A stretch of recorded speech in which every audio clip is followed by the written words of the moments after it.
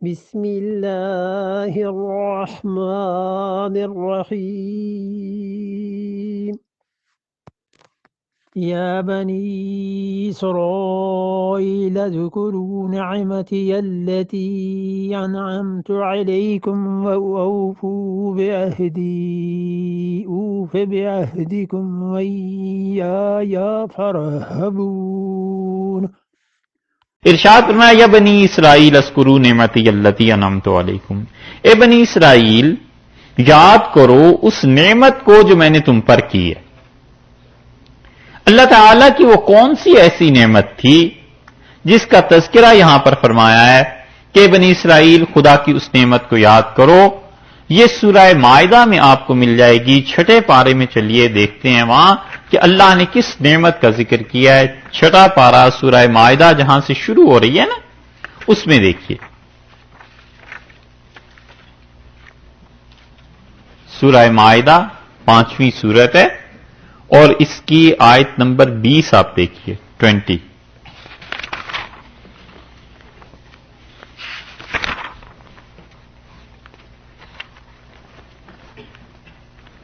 تلاش اس بات کی ہے کہ اللہ کی کون سی نعمت ہے جس کا اللہ نے فرمایا کہ بنی اسرائیل یاد کرو۔ ملی صاحب؟ پارہ نمبر 6 سورت نمبر 5 مائدہ اور آیت نمبر 20۔ وَإِذْ قَالَ مُوسَىٰ لِقَوْمِهِ، اور جب کہا حضرت موسیٰ علیہ السلام نے اپنی قوم کو، یا قوم اذکروا نعمت اللہ علیکم، اے میری قوم والو یاد کرو اللہ کی اس نعمت کو جو اس نے تم پر کی ہے۔ آ گئی نا وہی بات، وہاں اللہ نے صرف یہ کہا ہے کہ اس نعمت کو یاد کرو جو میں نے تم پہ کی ہے۔ موسیٰ علیہ السلام فرماتے ہیں حضرت کہ اس نعمت کو یاد کرو جو اللہ نے تم پر کی ہے۔ وہ نعمت کیا تھی؟ وہاں تو کوئی تشریح نہیں سورہ بقرہ میں، یہاں ہے اذ جعل فیکم انبیاء، جب اللہ نے تم میں اپنے انبیاء بھیجے علیہ السلام، مسلسل نبی تم میں آتے رہے، وجعلکم ملوکا، اور اللہ نے تمہیں بادشاہ بنایا، سلطنتیں خدا نے تمہیں زمین پر دیں، وآتاکم، اور اللہ نے وہ کچھ دیا تمہیں ما لم یؤتی احدا من العالمین، جو پوری دنیا میں خدا نے کسی کو نہیں دیا۔ اے بنی اسرائیل اللہ نے وہ کچھ تمہیں دیا، حکومت ملی، اس کے ساتھ ساتھ نبوت ملی، اور اتنے انعامات خدا نے ان پر کیے بنی اسرائیل پر جن میں یہودی بھی شامل تھے کہ اتنے انعامات کہیں نہیں ہوئے۔ تو یہ ہے نعمت کہ ارشاد ہوا اس نعمت کو یاد کرو انعمت علیکم جو میں نے تم پر کی ہے۔ یہ پہلا حکم ہوا کہ جب تمہیں بنی اسرائیل تمہارے علماء یاد کریں گے کہ خدا نے کتنی مہربانیاں کی تھیں تو شکر کا جذبہ ابھرے گا، اللہ کا شکر ادا کرو گے، اور ساتھ ساتھ یہ شرم بھی آئے گی کہ کس مقام پر ہم لوگ تھے اور اب ہم کس مقام پر پہنچ گئے ہیں۔ وَأَوْفُوا بِعَهْدِي، اور میرے وعدے کو پورا کرو۔ دوسرا حکم آ گیا کہ وَأَوْفُوا بِعَهْدِي، میرے عہد و پیمان کو پورا کرو۔ اوف بعہدکم، اور میں اپنے عہد و پیمان کو پورا کروں گا۔ جیسے ہم نے دیکھا کہ نعمت کیا چیز تھی، اسی طرح سوال پیدا ہوتا ہے کہ اللہ کا کون سا وعدہ تھا جو انہوں نے اللہ سے کیا تھا کہ اللہ نے کہا تم اپنے وعدے کو پورا کرو، ہم اپنے وعدے کو پورا کریں گے۔ اس کے لیے پھر آپ دیکھیے سورہ مائدہ کو، اللہ تعالیٰ نے وہیں پر یہ بات ارشاد فرمائی ہے جہاں ہم پہلے دیکھ رہے تھے نا سورہ مائدہ، اسی میں 12 نمبر آیت آپ دیکھیے، اللہ تعالی نے اس میں تذکرہ فرمایا کہ خدا سے وعدہ کیا ہوا تھا۔ چھٹا پارہ 5ویں سورت اور آیت نمبر 12 اس کی دیکھیے۔ ایک بات آپ سے اور عرض کریں، قرآن پاک کی تفسیر کے جو اصول ہیں نا، وہ فوز الکبیر انشاءاللہ جب پڑھیں گے ہم تو اس میں بہت اچھی چیزیں حضرت نے لکھی ہیں۔ سارے مفسرین کا اس پہ اجماع ہے، سب اس کو مانتے ہیں۔ ابن کثیر رحمۃ اللہ علیہ نے اپنے مقدمے میں لکھا ہے، قرطبی نے بھی اپنی تفسیر کے مقدمے میں لکھا ہے، لیکن کوئی مفسر ایسا نہیں ہے جو اس اصول سے باہر گیا ہو۔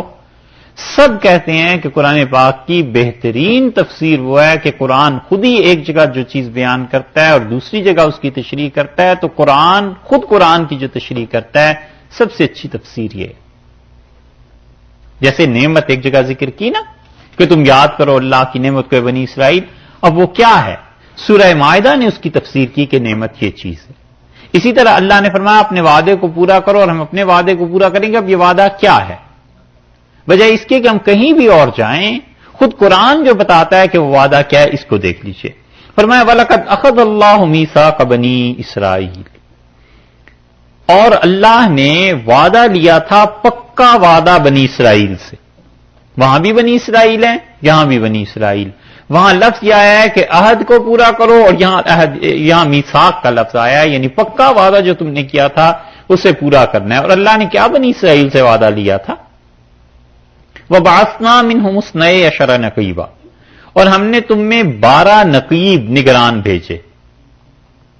وقال اللہ، اور اللہ نے کہا اے بنی اسرائیل انی معکم، میں تمہارے ساتھ ہوں۔ لئن اقمتم الصلاۃ، اگر تم نماز پڑھتے رہو، وآتیتم الزکاۃ، اور تم زکات دیتے رہنا۔ کتنے وعدے ہوئے؟ 2۔ ایک کہا نماز پڑھتے رہنا، ایک کہا کہ زکات دیتے رہنا۔ یہ دیکھو بنی اسرائیل کے عروج کا ذکر ہے، اور اللہ نے سب سے پہلے کہا ہے کہ تم نماز پڑھتے رہیں۔ اس کا مطلب یہ ہے کہ جو قومیں اللہ کی راہ پر چلتی ہیں اور دنیا میں عروج پاتی ہیں، وہ نماز سب سے پہلے ان کی زندگیوں میں آتی ہے۔ اور اس وقت مسلمانوں میں 5% نماز نہیں پڑھتے۔ 5% لوگ نماز اگر پڑھنے لگ جائیں، مسجدیں چھوٹی پڑ جائیں، 5% بھی نہیں پڑھتے۔ آبادی بڑھ گئی نا، پہلے آبادیاں کم تھیں، مسجد میں ایک صف ہوتی تھی۔ اس وقت کسی شہر کی آبادی کیا ہوگی؟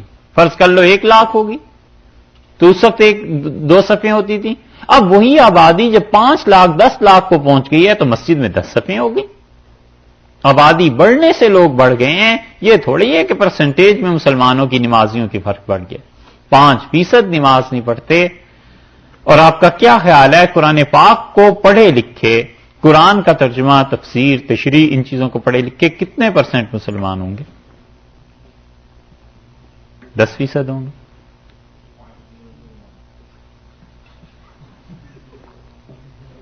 کتنے % ہوں گے؟ 2% ہوں گے۔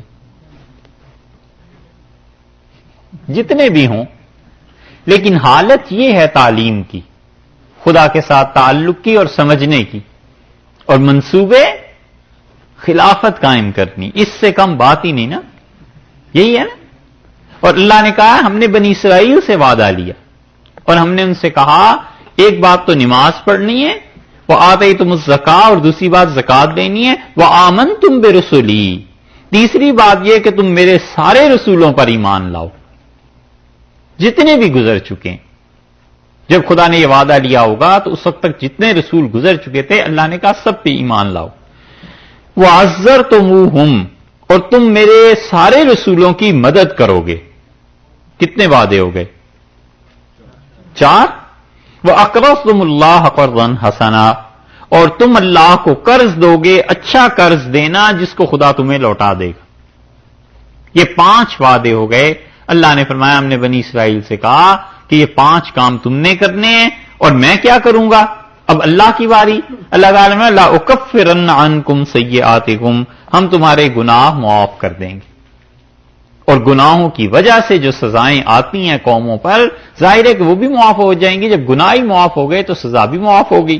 وَلَأُدْخِلَنَّكُمْ جَنَّاتٍ تَجْرِي مِن تَحْتِهَا الْأَنْهَارُ، اور ہم تمہیں داخل کریں گے اس جنت میں جس میں نہریں بہ رہی ہیں، دریا بہ رہے ہیں۔ فَمَنْ كَفَرَ بَعْدَ ذَلِكَ مِنْكُمْ، اور تم میں سے جس نے اپنے اس عہد و پیمان کو مجھ سے توڑا، فَقَدْ ضَلَّ سَوَاءَ السَّبِيلِ، تو وہ سیدھے راستے سے ہٹ گیا، گمراہ ہو گیا۔ فَبِمَا نَقْضِهِمْ مِيثَاقَهُمْ، اور ان بنی اسرائیل نے جو وعدے ہم سے کیے تھے جب توڑے ہیں، لعناہم، تو ہم نے ان پہ لعنت کی اس سبب سے کہ وعدے کے خلاف کر دیا۔ وجعلنا قلوبہم قاسیہ، اور ہم نے ان کے دلوں کو نہایت سخت کر دیا۔ یحرفون الکلم عن مواضعہ، اور یہ خدا کی تورات کو بدلتے ہیں اس میں تحریف کرتے ہیں. وَنَسُوا حَظًّا مِّمَّا ذُكِّرُوا بِهِ، اور جو نصیحت اللہ نے کی تھی ان بنی اسرائیل نے اس نصیحتوں کو بھلا دیا. وَلَا تَزَالُ تَطَّلِعُ عَلَىٰ خَائِنَةٍ مِّنْهُمْ إِلَّا قَلِيلًا مِّنْهُمْ، اور آپ ہمیشہ ان کی نالائکیاں، ان کی خیانتیں، اس کی اطلاع آپ کو برابر ملتی رہے گی آپ کے خلاف کیا کر رہے ہیں. فَاعْفُ عَنْهُمْ، آپ درگزر کیجئے ان سے. وَاصْفَحْ، اور ان کو معاف کر دیجئے. ان اللہ یحب المحسنین، اللہ ان سے محبت کرتا ہے جو احسان کرتے ہیں. یہ ہیں 5 وعدے اللہ نے ان سے کیے تھے، اور اللہ نے کہا میں 2 باتوں کی ضمانت دیتا ہوں، تمہارے گناہوں کی معافی کی اور تمہیں جنت میں داخلے کی. یہ بات یہاں پہ ہے کہ ہم نے کہا اوفو بعہدی اوف بعہدکم، تم ہمارے وعدوں کو پورا کرو، ہم تمہارے وعدوں کو پورا کریں گے. وَإِيَّايَ فَارْهَبُوا، ارے بنی اسرائیل کے علماء، ہم نے تمہیں یہ کہا تھا کہ صرف مجھ سے ہی ڈرو اور کسی سے نہیں ڈرنا. خوف میرا ہی ہونا چاہیے، کسی چیز کا خوف تمہارے جی میں نہیں ہونا چاہیے. 3 امور ہو گئے. پہلا حکم یہ تھا کہ یاد کرو میرے انعامات کو، دوسرا یہ کہ وعدہ پورا کرو، تیسرا یہ کہ مجھ سے ڈرو. اب آئی چوتھی بات، وَآمِنُوا، اور ایمان لاؤ، بِمَا أَنزَلْتُ. اچھا، اللہ کا وعدہ پورا کرنا اور بندے کی طرف سے وعدے کا پورا ہونا ہمارے لیے کیا ہے؟ یہ تو بنی اسرائیل تھے نا، یہ آیات ہمارے متعلق بھی تو ہیں. کم سے کم اپنے وعدے کا پورا کرنا یہ ہے کہ لا الہ الا اللہ کا اقرار کرے مسلمان، اور اس کے نتیجے میں اللہ کی طرف سے کم وعدہ یہ ہے کہ تمہاری جان اور مال کی حفاظت کریں گے. نہ تمہارا خون اس کو کوئی چھیڑ سکتا ہے، نہ تمہارے مال کو کوئی چھیڑ سکتا ہے. یہ اللہ کی طرف سے وعدہ ہے کہ اگر تمہیں کوئی خون کر بھی دے گا، قتل بھی کر دے گا، تو ہمارے ہاں تمہارے خون کی جزا ہے، کیونکہ تم سرکاری بندے ہو گئے نا، سرکاری بندے ہی ہوئے. تو کم سے کم وعدہ یہ ہو گیا کہ اس نے شہادتین کا اقرار کیا، اللہ کی وحدانیت کا اور رسول اللہ صلی اللہ علیہ وسلم کی رسالت کا. تو یہ مسلمان بھی ہوا، امتی بھی ہوا، تو اللہ کی طرف سے اس کی جان اور مال کا وعدہ ہو گیا کہ مال تمہارا ضائع ہو جائے ہم اجر دیں گے، اور تمہاری جان وہ ہمارے ذمے ہے، اگر ناحق ضائع ہو جائے تو ہم اس پہ بھی اجر دیں گے. البتہ اسلام میں جب مسلمانوں کی سوسائٹی قائم ہو جائے تو کچھ گناہ ایسے ہیں جو بڑے شدید ہیں، بچنا چاہیے ان سے.